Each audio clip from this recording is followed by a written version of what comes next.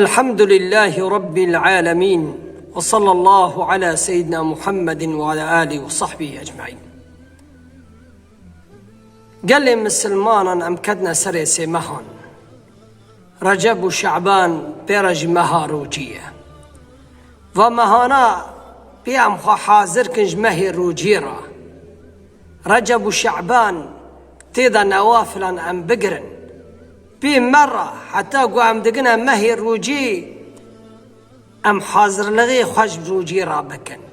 بي في دليج روجي را حاضر كن بي عبادة وطاعة لمقولاي ببي حتى قوام دقنا مهي روجي مهي قو خدي تعالى قدر قيمتك دايكي قال لي مسلمان نوافل إذا دشموا بين شمام بقرن قو شعبان جهات بيخنبر عليه الصلاة والسلام برتي دا روجي دي قرتيه خدي تعالى بحديث قدس بجي وما يزال عبدي يتقرب إلي بالنوافل حتى أحبه قيد خوازي خدي تعالى جي حزبك ونافلان پر بقريه دشمو بين شمان أو سير روج مهي أو وقت شعبان جهاد خدي تعالى قو كلا قسمتي ما وشعبان جي قاسي كان جي بقريه ومهانا بقدر قيمة ونوافل بقدر قيمة لأنه وقتي قلت النوافل عن دقري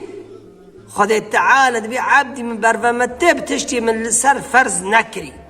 نافلان بردكي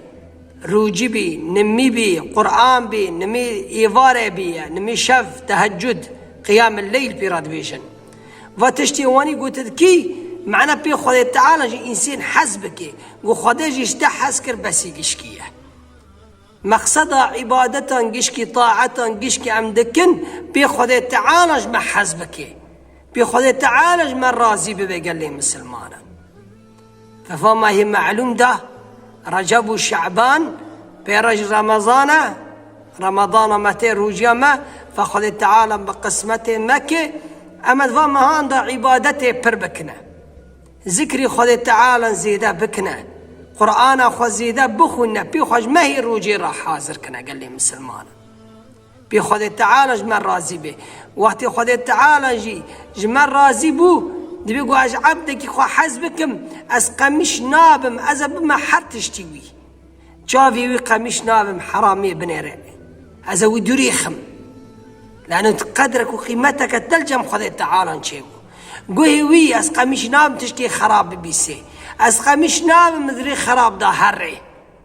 وقت يقول دوستك تجي حزكي ترندي والخازي تري خيرات مدكي بروي مثالك خد تعالى قوات تجي عبدي خو حزك قميش نابه وتشتي خرابك لانه تبجم خد تعالى قدر قيمتي فقال لي مسلمان ام قدر قيمتك بفروي معلوم دن